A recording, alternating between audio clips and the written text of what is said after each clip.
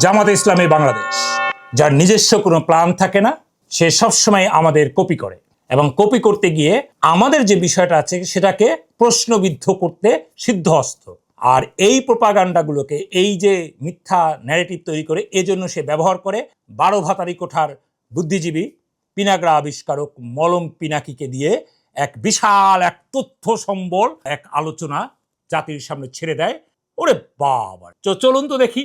এই 12 ভাতারি কোঠার বুদ্ধিজীবী কয়েকদিন আগে বলছিল টাকা কোত্থেকে আসবে, টাকা কোত্থেকে আসবে আমাদের ফ্যামিলি কার্ড নিয়ে। চলুন তো দেখি সেই ভিডিওর একটু ক্লিপ। আগে যেটা সামাজিক সুরক্ষা কর্মসূচি ছিল সেইটার বাইরে এটা নতুন, তাহলে এত বিরাট প্রকল্পের খরচ সরকার কই থেকে দিবে? মাত্র 12,000 কোটি টাকা, মাত্র 12,000 কোটি টাকা নিয়ে তার এত টেনশন। ফেসবুকে আমাদের কমেন্টস বক্সে এত গুণ, এত 4 কোটি গুণ, 2,500 গুণ, অমুক সমুক করে অস্থির করে ফেললেন। টাকা কোত্থেকে আসবে? রাইট, 12,000 কোটি টাকা। টাকা কোত্থেকে আসবে সেটা আপনাদেরকে আমরা বলেছি টাকা কিভাবে আসবে, এবং সেটা বাস্তবসম্মত ছিল। এবার চলুন দেখুন জামাতের আমির আমাদেরকে কপি করে এই যে বলল, তো তোর ফ্যামিলি কার্ড, রাখ তোদের ফ্যামিলি কার্ড। তো উনি কি কার্ড দিলেন দেখি। মায়েরা কাজ করবেন দৈনিক 5 ঘন্টা। অনেকে বলে এইটা কেমন কথা, ওদের তো আয় রোজগার কমে যাবে। অবশ্যই কমবে না, বাকি 3 ঘন্টার স্যালারি দিবে সরকার, সমাজসেবা অধিদপ্তর। এটা সরকারের নৈতিক দায়িত্ব, দিতে হবে। আরে বাপরে বাপ, আমাদের মায়েদের 8 ঘন্টার কাজকে 5 ঘন্টা করবে, 3 ঘন্টার টাকা গভর্নমেন্ট দিবে। তো এই ভদ্রলোক এত বড় একটা দলের এত বড় মানে হবু প্রধানমন্ত্রী সাইজা বসে আছে, মানুষকে তুই টাকারি করে কথা বলে, তাই না? তো এই যে তুই টাকারি করে কথা বলা মানুষ, তার হিসাবের জ্ঞানটা দেখেন। আর এই বট বাহিনী, এই যে কাঁঠাল পাতা খাওয়া ছাগু বট বাহিনী, আপনারাও দেখেন। বাংলাদেশে এই মুহূর্তে 2.5 কোটি কর্মজীবী নারী আছে, 2.5 কোটি। আপনি এদের সর্বনিম্ন বেতন হচ্ছে 15,000 টাকা। আমাদের দেশের নারীরা এখন 5 লাখ টাকাও মাসে আয় করেন। এরকমের নারী বাংলাদেশে অনেক আছেন। ডাক্তার, ইঞ্জিনিয়ার, প্রফেশনাল নারীদের এখন বাংলাদেশে যথেষ্ট প্রভাবও বিস্তার করেন তারা। তাদের বেতনের কথা না হয় বাদই দিলাম। এই যে সাধারণ 15,000 টাকা, এইটার 3 ঘন্টার জন্য প্রতি মাসে আপনাকে কত এক্সট্রা দিতে হবে আপনাদের জানা আছে? সেটা হচ্ছে 5,625 টাকা করে এক একজন পাবে, গুণ 2.5 কোটি।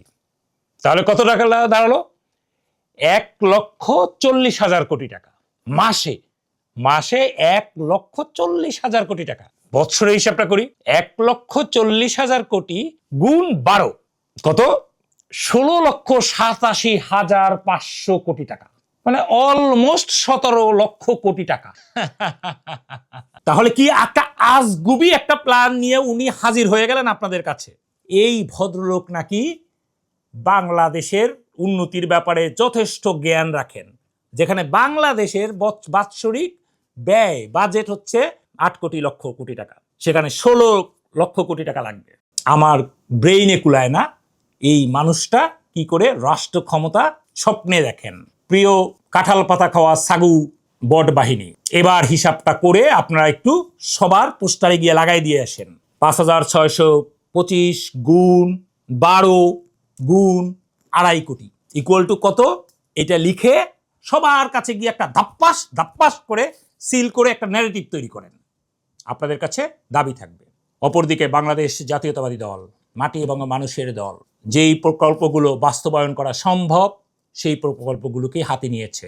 ফ্যামিলি কার্ড আপনাদের জন্য, বা যে কোনো কৃষক কার্ড, যেই কার্ডগুলো আছে সেগুলো সবই বাস্তবসম্মত কার্ড আপনাদের সামনে হাজির করেছে। অতএব 12 তারিখ এই ধরনের প্রোপাগান্ডাবাজ রাজনৈতিক দলের বিপক্ষে থাকুন, তাদেরকে না বলে দিন, আর বাংলাদেশের জাতীয়তাবাদী দলকে হ্যাঁ বলে ধানের শীষে ভোট দিন। কথা একটাই হবে, 12 তারিখ সারাদিন ধানের শীষে ভোট দিন। আল্লাহ হাফেজ। বাংলাদেশ জিন্দাবাদ। আসসালামু আলাইকুম।